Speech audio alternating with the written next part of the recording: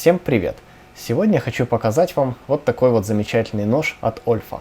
И это приобретение стало возможным благодаря вашей поддержке на стримах.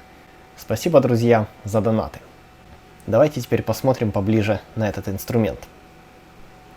Olfa — это достаточно известная японская фирма, и я уже давно наслышан о качестве их изделий. И вот сейчас, наконец, у меня появилась возможность приобрести себе такой вот нож. Особенно заинтересовало, что здесь в комплектации присутствует целых 30 лезвий. И это немало, особенно если учесть, что Olfa славится своими долговечными и острыми лезвиями. Так что этого запаса хватит надолго. Также в комплекте здесь функциональный контейнер и еще несколько интересных мелочей. Давайте рассмотрим упаковку. Представляет собой она такую вот картонку, на ней в блистере закреплен сам нож, вверху комплектация, 30 лезвий, как я и сказал, и одна игла. На обратной стороне показано, как пользоваться футляром, но я думаю, мы это лучше рассмотрим наглядно. Далее некоторая информация, предупреждения, но это уже вникать не будем. Давайте открывать. Итак, извлек нож, и первое, что ощущаешь, взяв его в руку, это достаточно тяжелая цанга. Очень удобно лежит в руке. Развесовка такая, что рукоятки почти не ощущаешь, а весь вес сосредоточен в рабочей области. Но при этом длина рукоятки такая, что удобно держать в руках. Ну, одним словом, на первый взгляд, очень удобный инструмент. Также рукоятка имеет вот такую вот специфическую форму, и это не просто так. Такой вот заостренный зауженный край может пригодиться для разглаживания краев масок или для прокатывания стыков перед изгибом каких-либо бумажных изделий. Если вы предполагаете для этого хвостика какой-то другой функционал, то напишите обязательно в комментариях. Уверен, пластик здесь достаточно прочный и долговечный. Цанга на Olfa отличается по сравнению с обычным китайским ножом. Здесь вот она разделена на 4 части, а у японского изделия на 2.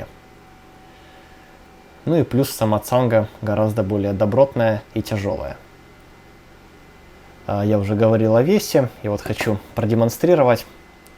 Китайский цанговый нож не имеет никакого перевеса на рабочую область.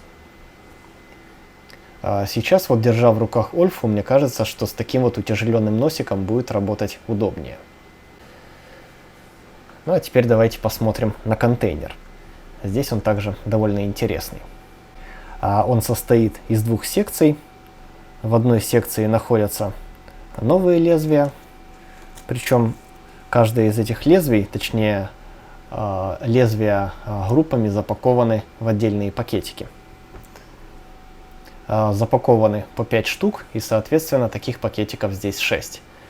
Очень удобное решение. Здесь также закреплена игла. Для чего она может быть нужна? Ну, тут уж напишите свои соображения в комментариях. Я считаю, что возможно ее можно использовать как шило, возможно как скрайбер, возможно как разметку для чего-либо. Ну, напишите, что вы думаете.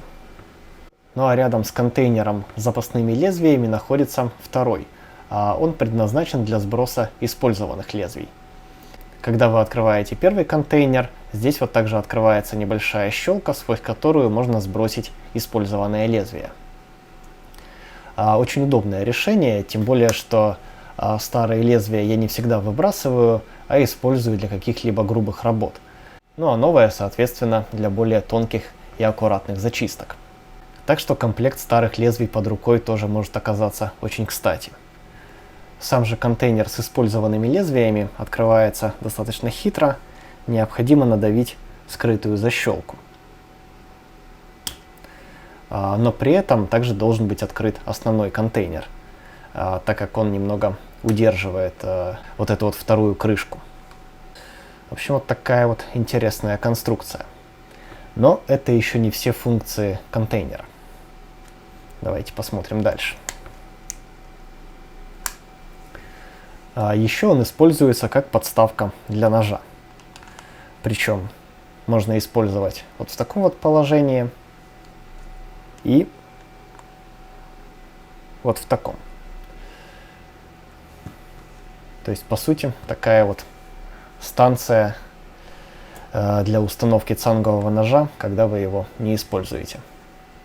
За счет веса самой цанги и за счет веса контейнера с лезвиями он получается достаточно устойчивым. Так что не нужно класть нож на стол или искать ему какое-то отдельное место. В общем, одним словом, очень удобная, продуманная, многофункциональная конструкция. Сейчас протестируем новый нож на пластике, но перед этим хочу сравнить лезвия. Обычно я пользовался вот таким вот длинным треугольным лезвием, но мне оно всегда казалось не очень удобным, и я засматривался на более аккуратную форму, которую предлагает Olfa. Я надеюсь, что я не ошибся, и таким лезвием будет действительно работать гораздо удобнее. Но, тем не менее, длинный треугольник для некоторых операций просто незаменим. Так что, конечно же, этот китайский нож со своими лезвиями остается у меня в арсенале. Ну а Olfa, надеюсь, станет основным инструментом. Ну а сейчас давайте протестируем. Выберем какой-нибудь незачищенный трак от Mini-Art. Вот таким вот образом нож прекрасно режет пластик, можно сказать, как горячий нож масла. Без каких-то особых усилий прекрасно обрабатываются детали. Посмотрим, конечно, как проявит себя это лезвие в долгосрочной перспективе, насколько оно долговечное, надежное. Но сейчас хочу сказать, что мне очень нравится его форма. Работа происходит исключительно с режущей кромкой, и нет такой ситуации, когда часть лезвия не используется, но есть риск пораниться об нее. Сейчас покажу, как это могло произойти на старом ноже. Здесь же все лезвие находится под контролем. Несмотря на то, что лезвие короткое, все же оно имеет острый кончик, и при необходимости можно зачищать пластик в каких-то труднодоступных нишах. И вот что я имел в виду, когда говорил о риске пораниться старым ножом. Бывает, увлечешься, зачищаешь, скажем так, кончиком или серединой лезвия деталь, а в нижнюю часть ножа просто упрешься подушечкой пальца. И бывает, что ранишься таким образом. Ну а в случае с этим ножом такого риска нет, поскольку лезвие короткое и работать с ним гораздо удобнее. Итак, друзья, вот такой вот замечательный японский нож появился у меня в арсенале.